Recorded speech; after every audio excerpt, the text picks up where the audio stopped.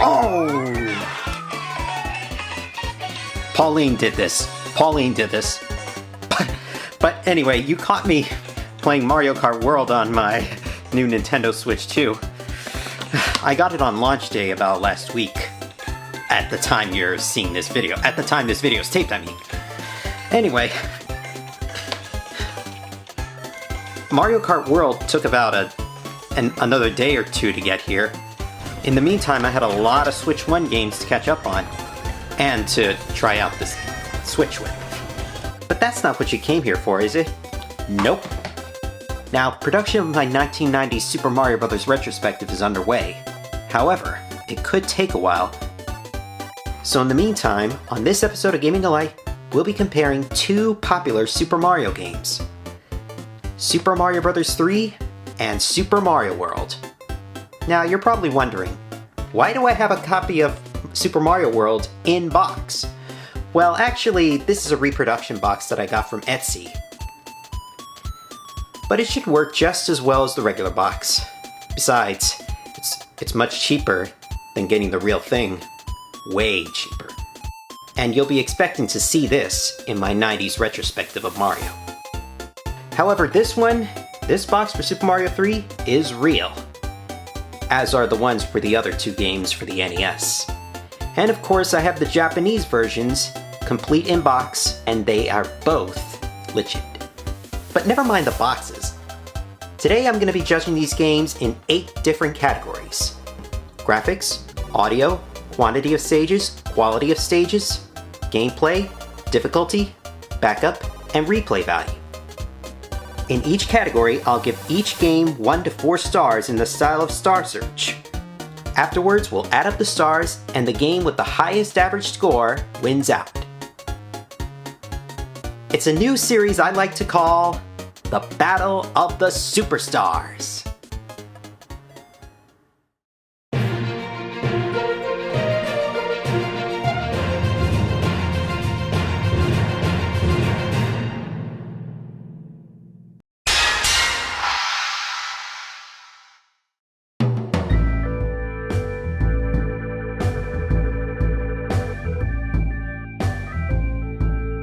When Super Mario Bros. 3 came out in Japan in 1988, it was pretty challenging, compared to how it was when it reached the West. For one, Mario would shrink down to small Mario if he took a hit, no matter what power-up he was holding. The Western version eased that, letting Mario stay big when he took a hit. What's more, in the fortress in Grassland, the gap in the spike ceiling does not align with the door. The Western version had them both moved to the very end of the room. In Darkland's battleship stage, at the back of the ship, there's no notch to help Mario get back on if he leaped past it. It would take perfect timing with the ship's motion. Even though the Western version is a bit easier, and that level of difficulty carried over to remakes, the original challenge of the Japanese version was how it was intended. So it gets 3 stars. Super Mario World had very little difficulty change during localization.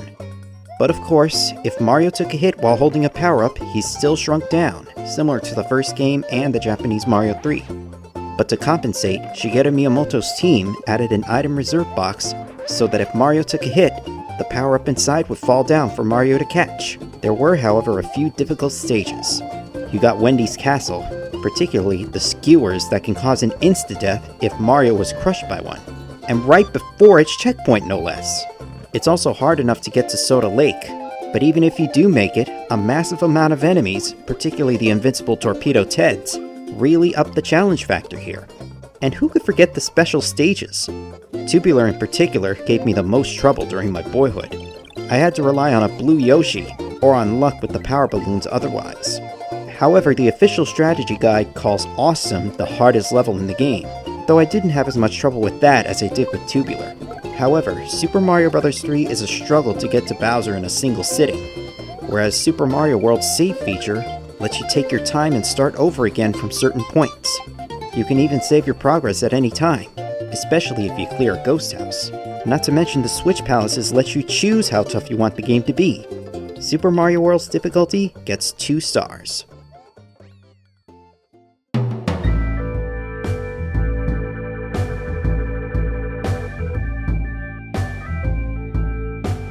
From here on out, you can expect some quick rounds. The graphics in Super Mario Bros. 3 are impressive for an NES title. A massive improvement over prior titles. 3 stars.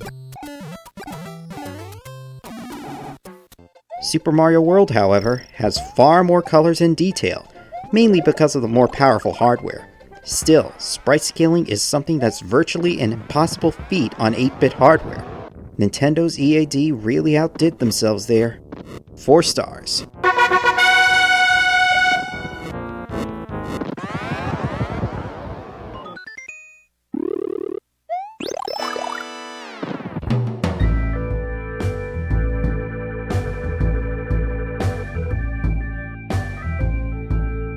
Koji Kondo sure went out of his way to compose numerous tunes and stuff them all into a single 3-megabit cartridge for Super Mario Bros. 3. He even added percussion to the tunes, which was a first for the series. Sound effects, most of them carried over from earlier Mario games, but that doesn't lower my score for it. A perfect 4 stars. Kondo had a much greater challenge when composing music for Super Mario World, studying the bells and whistles of the 16-bit hardware and such. He composed a number of tunes for the new game, but most of them were different versions of a single melody. The sound effects were a huge improvement on the 8-bit games, but it doesn't really help much. 3 stars.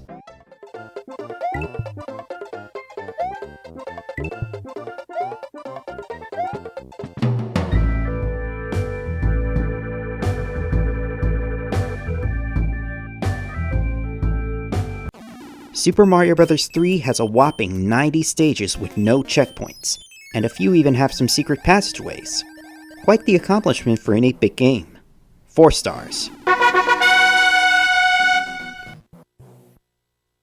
The box for Super Mario World says there are 9 worlds and 96 levels, but in reality, though there are indeed 9 worlds, there are actually 72 stages, about a third of which have secret exits. 3 stars.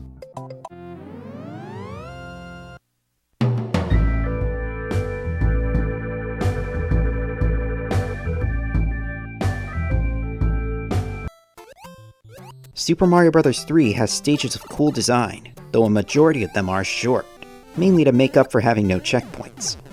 2 stars.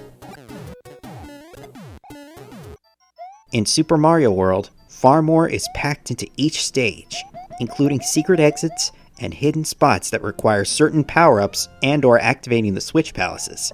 4 stars all the way.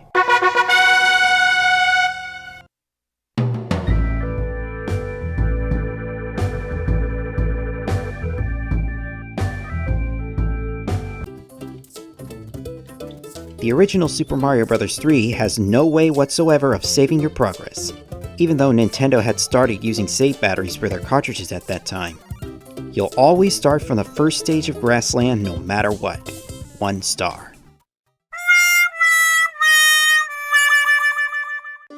Super Mario World has a save battery.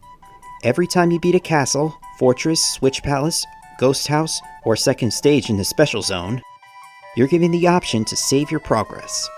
Plus, there are 3 save slots to allow a friend or family member to pick up and play whenever they want. My only gripe with this, you don't get to save at any time, though this does carry over to the Game Boy Advance port. Anyway, 3 stars.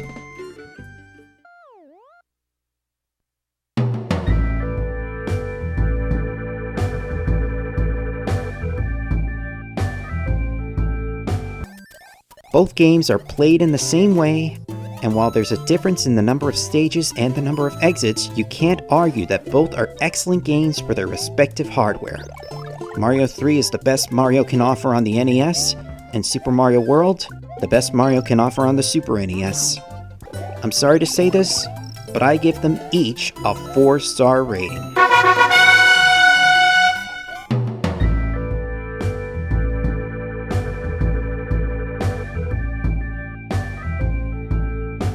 Both games have a great deal of replay value. Super Mario Bros. 3, however, falls slightly short due to the lack of a save feature. It's fun to play from the beginning all over again, but sometimes it's excruciating to go through all the stages in one sitting on the original hardware. You can, however, find a cheap way to get from Grassland to Darkland with 2 warp whistles. Nonetheless, 3 stars. Super Mario World, with its save feature and multiple paths to Bowser, including a backdoor shortcut, makes for a game more and more gamers will want to play over and over. I have to give this one 4 stars.